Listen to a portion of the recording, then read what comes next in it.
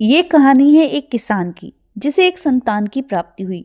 जब वो बच्चा 5-6 साल का था, तब किसान की पत्नी का निधन हो गया। रिश्तेदारों ने समझाया कि आपको दूसरी शादी कर लेनी चाहिए। इस बच्चे के लालन पालन के लिए उसने दूसरी शादी की। दूसरी पत्नी से भी उसे एक बेटा प्राप्त हुआ और कुछ समय बाद उसकी दूसरी पत्नी का भी निधन हो गया। दोनों बच्चों को किसान ने अकेले पाला पोसा बड़ा किया। जब बड़े बेटे की शादी करवा दी, उसके कुछ समय बाद किसान की मृत्यु हो गई। जो भैया भाभी घर में थे, उनके साथ छोटा भाई रहता था।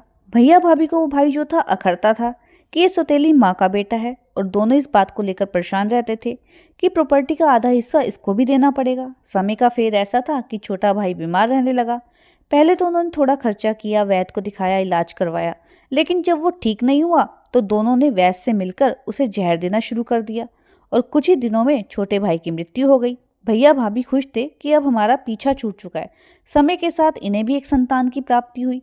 इनका बेटा बड़ा हुआ, उसकी शादी करवा दी। कुछ समय बाद उसकी पत्नी को हार्ट अटैक से मृत्यु हो गई, और बेटा जो था अपनी पत्नी के चले जाने के दुख में बीमार रहने लगा।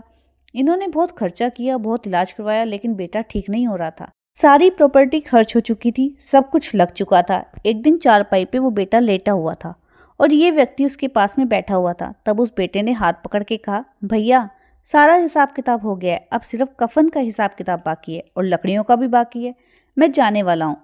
तो उसने कहा, तुम मुझे भैया क्यों कह रहे हो, मैं तो तेरा पिता हूँ। उसने कहा, नहीं, आप मेरे बड़े भाई हो, मैं आपका छोटा भाई हूँ जो इसी घर में वापस जन्मा हूँ। और वो जो मेरी पत्नी चली गई है, वो वही वैद्य है जिसने मुझे दवा की जगह जहर दिया था आपके साथ मिलकर। अब मैं भी चला जाऊंगा और आप पूरी जिंदगी तड़पते रहना अपने बेटे के गम में। इस दुनिया में हिसाब किताब भैया इसी जन्म में हो जाता है। मैं लौट करके आप ही के घर में आया, और जिस प्रॉपर्टी को बांटने के डर से आप घबरा रहे थे, वो सारी प्रॉपर्टी मेरे इलाज में खर्च हो गई। तो दोस्तों, जिंदगी में लॉ ऑफ कर्मा याद रखिए। जो हो रहा है, जो घट रहा है, वो लौट के वापस आने वाला है। कर्मों को सुधारिए, जिंदगी सुधर जाएगी।